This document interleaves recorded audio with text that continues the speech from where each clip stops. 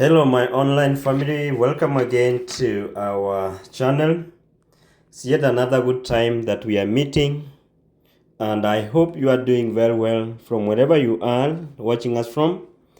And in this video, I want us to look at the requirements for diversity visa DV 2025 applicants and what's needed for you to qualify to be included in DV 2025 DS260 as you are processing sending to KICC for processing as you wait for your interviews that will begin as from October 1st, 2024. So guys, stay on, and if you are watching us for the first time and you have not subscribed to our channel, I always request you, it's our humble request that you subscribe to this channel, share our videos, like our videos, and by so doing, you make our videos reach so many audience who need our information. So thank you guys. I hope you will support us by so doing what we have requested. So what are the qualification for the DV 2025 diversity visa?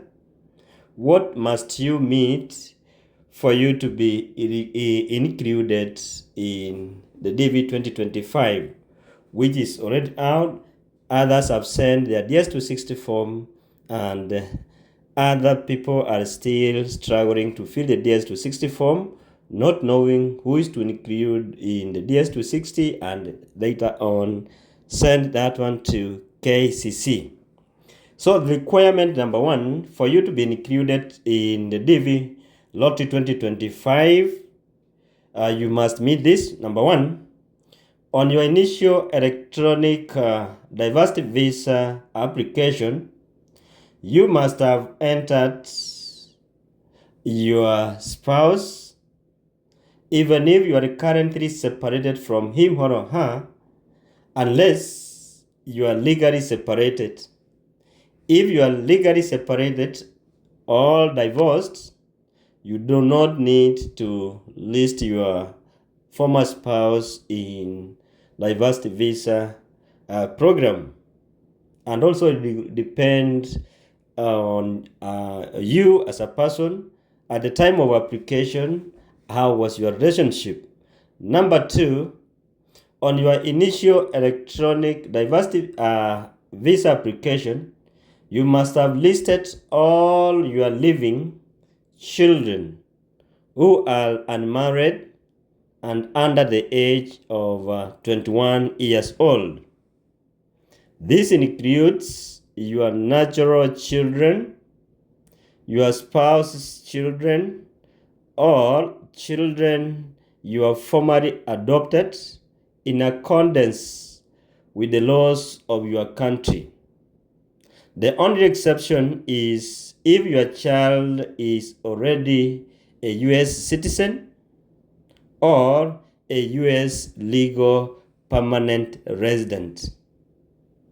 Requirement number three is you must have entered the correct photo of everyone into the electronic diversity visa system when you are doing your initial application, because their pictures now will be with KICC.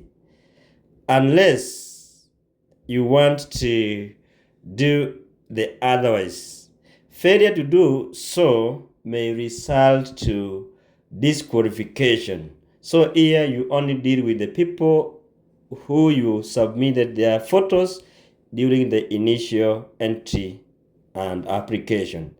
Number four, you must have completed a formal course of elementary and secondary education comparable to 12 years of elementary and secondary education, that is high school, in the United States. Vocational degrees without secondary certificates are not considered equivalent to United States high school education.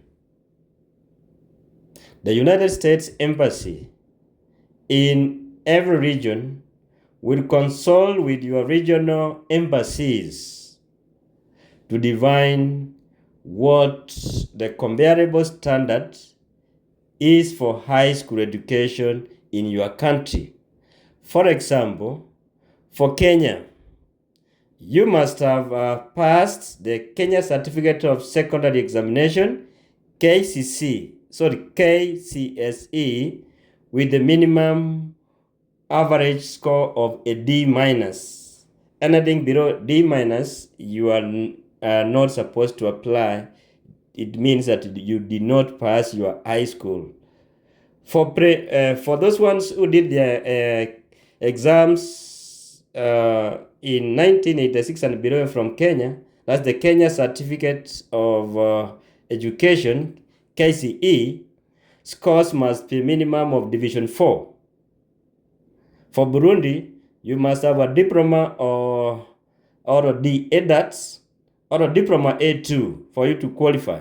For those ones from Eritrea, you must have a minimum of 5 D grades on the Eritrean Secondary Education Certificate. For Uganda, you must have Uganda Advanced Certificate of Education, that's A-level certificate with minimum of principal pass, grade A to E, and at least one substantiary pass, that's grade O, out of the 4 subject exam or secondary pass out of the 4 total subject exams. And if you do not qualify through education, you may qualify through work experience. And in this, you must have worked for 2 years within the first 5 years in an occupation requiring at least 2 years of training or experience to perform. The U.S. Department of Labor will always provide you the link on the oninet.org/find to know the kind of work experience that qualifies you as high school certificate.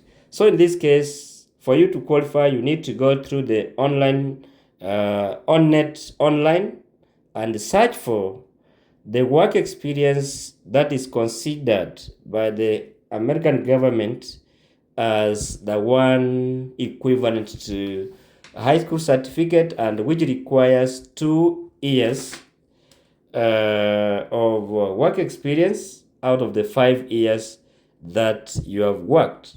So in this case, guys, you need to be very careful because not everything that qualifies you under work experience. And before you go for your interviews after October, make sure that you could have done your research and get the paperwork required if you qualify through work experience. You may have your appointment letter and employment letter and qualifications and promotions, pay slips and the like. So otherwise, thank you guys for watching, and you are so much supportive to this family. Keep it up. We always pray for you, and whenever you have anything, ask us. Thank you. See you in our next video. Bye-bye.